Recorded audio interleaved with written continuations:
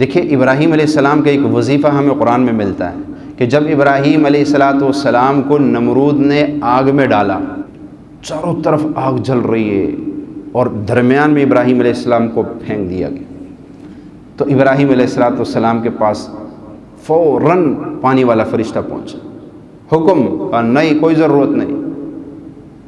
ہر فرشتے نے آ کے اپنی ڈیوٹی پیش کی، آپ حکم کیجیے، کہا نہیں مجھے ضرورت نہیں ہے، بس ایک لفظ زبان پہ آیا، کیا؟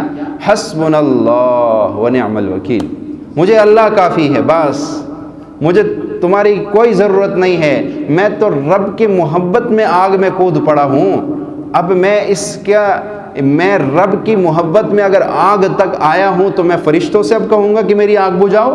نہیں، میری غیرت گوارہ نہیں کرتی، میری توحید گوارہ نہیں کرتی، میں تو اسی رب کو ڈائریکٹ پکاروں گا۔ اور کہا حسبنا اللہ ونعم الوکیل۔ اچھا، جب یہ لفظ ابراہیم علیہ السلام نے کہا نا کہ حسبنا اللہ، اس کا ترجمہ کیا ہے؟ اس کا ترجمہ ہے مجھے اللہ کافی ہے، مجھے اللہ کافی ہے، مجھے تمہاری کوئی ضرورت نہیں ہے، مجھے اللہ کافی ہے بس۔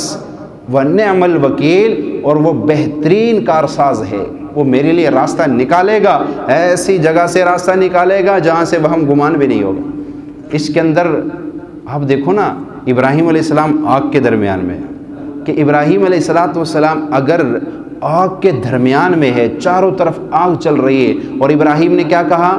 حسبنا اللہ ونعم الوکیل۔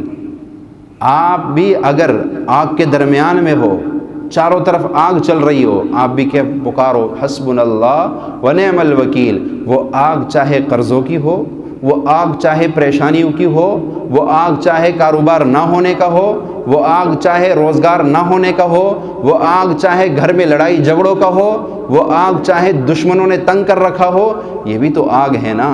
ایک تو وہ آگ ہے جس کے آگے ہم جاتے ہیں تو جل جاتے ہیں، وہ تو ساری دنیا دیکھتی ہے، آگ لگ گئی، ہر بندہ مدد کو دوڑے گا۔ لیکن جو قرضوں کے آگ میں جل رہا ہو، کسی کو کیا پتہ یہ قرض میں ڈوبا ہوا ہے؟ جو گھر کے لڑائی جھگڑوں کے آگ میں جل رہا ہو، جو اولاد کی نافرمانی کی آگ میں جل رہا ہو، جو بے روزگاری کے آگ میں جل رہا ہو، جو کاروبار نہ ہونے، کاروبار چل نہیں رہا ہے اس ٹینشن اور پریشانی کے آگ میں جل رہا ہو، جو بے اولادی کی آگ میں جل رہا ہو، جو رشتے نہ ہونے کی آگ میں جل رہا ہو، جو جادو کی آگ میں جل رہا ہو، جو شریر جنات کی آگ میں جل رہا ہو، اور جو دشمنوں کی آگ میں جل رہا ہو، یہ بھی تو آگ ہے نا۔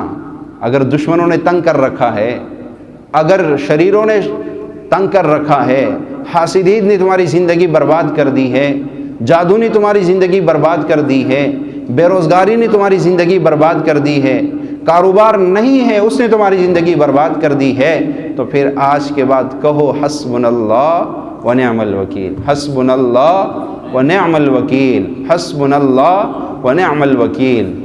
کیا کمال کا وظیفہ، یقین جانیے اس کو آج کے بعد اپنا معمول بنا لے۔